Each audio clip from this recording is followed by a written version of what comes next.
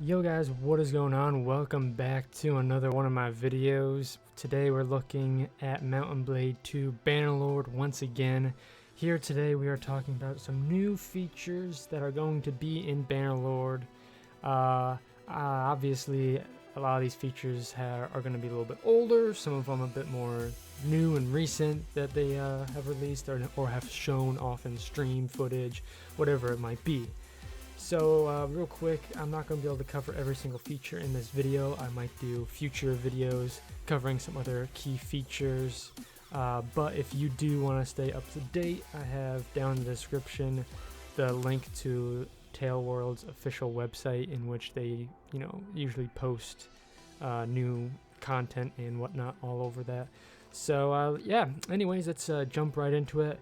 First off, Mount and Blade 2 Bannerlord at its basic core is very similar to Mount and Blade Warband. If you ever played Mount and Blade Warband, you're going to notice a lot of similarities between the two games.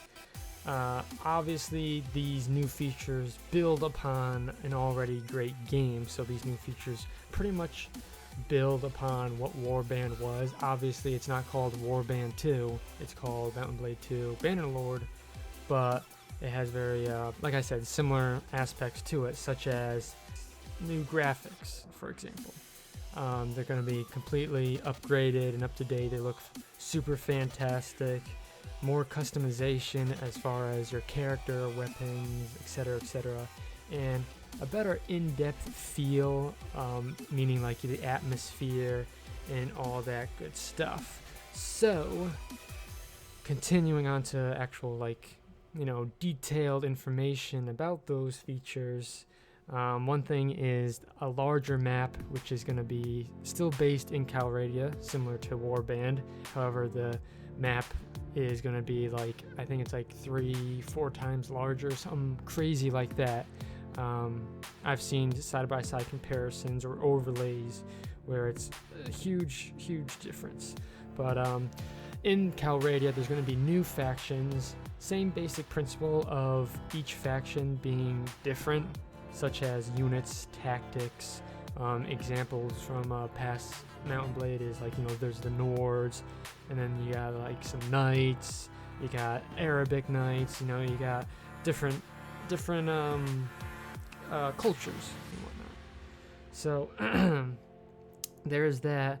The larger map also includes, just like Warband, villages, towns, cities, all that good stuff, capitals for the factions. But there are way more interactive, each village and city and all that stuff. There's so much more to do in it. There's going to be more NPCs walking around, doing daily things. It's going to feel pretty much like you're walking into a real city way back when in 900 AD or whatever it was. So it kind of adds, like I said before, that in-depth atmosphere feeling of you're really there, you're really in the city, and each of these cities and towns change as you're in a new faction. So a lot of this, if you're in one faction, a lot of the towns and cities might seem kind of similar, but if you go to another faction, it could be completely different music, different look of the towns and villages, different building setups and so on and so forth. But yeah, that's pretty crazy, and there's going to be a lot more interactions in these towns and cities. There's going to be muggers and situations such as that where you come across. Moving on, we got customization. That's always been a huge thing in Mount and Blade, the whole series, not just Mount and Blade Warband, but the first Mount and Blade and all the different types of Mount and Blades that there are out right now. However, it does kind of build off of that, where you can create and edit the face and body of your character completely. They have super detailed sections of the face that you can edit. They have the upper portion, mouth, teeth, and they have eyes, and they go over to face. Then you can completely randomize each one of those different sections to get pretty much limitless combinations and make your character look however you want, whether that be a super ugly alien freak, or if you want them to look kind of human and similar to, you know, a super godlike hero, whatever. But also, not only is the character more customizable, you're gonna have more customizable weapons and armor, which is something I'm really excited for, because you're gonna have countless combinations of weapons and armor. And what it is this time you can have different, because you can make your own swords and weapons now, so you can have different styles of heads of certain axes or the heads of swords and whatnot, with a different hilt, with, you know, different features such as that, which is kind of crazy to think of. I saw the footage of that with swords and weapons. Actually, it was with an axe, I believe. I don't know if that's actually going to be in as far as armor. I would assume so, that you can customize armor in some ways, shapes, and forms. But yeah. Finally, one last thing I want to talk about in this video, because I try to keep these videos as short as possible to just kind of push as much information at you guys as possible in as short amount of time to not waste any of you guys' day. So finally, we're going to be talking about some battles, skirmishes, and that whole chiz. So they're going to be a lot more tactical, a lot more thinking involved, such as the pre-battle prep to place siege weapons, you know. So it's pretty much going to be right before the battle. You kind of get an overview look of the whole battlefield and the castle that you're attacking, or just, you know, or the castle you're defending, or whatever it might be. And you can actually place siege weapons around, you know, ballistas, catapults, rams, whatever, wherever you are, whatever side you're on. And your troops actually go over and man those certain siege equipment and fire upon the castle. And actually, you can as well jump onto those siege weapons, which is pretty sick and cool. So that's a cool technical feature that they have. They don't just have, example again, Mount and Blade Warband, where you just have this giant siege tower rolling one direction, or you just have a ladder placed up against the wall. You actually have, you know, 2-3 ladders at one area of the wall that you can get up.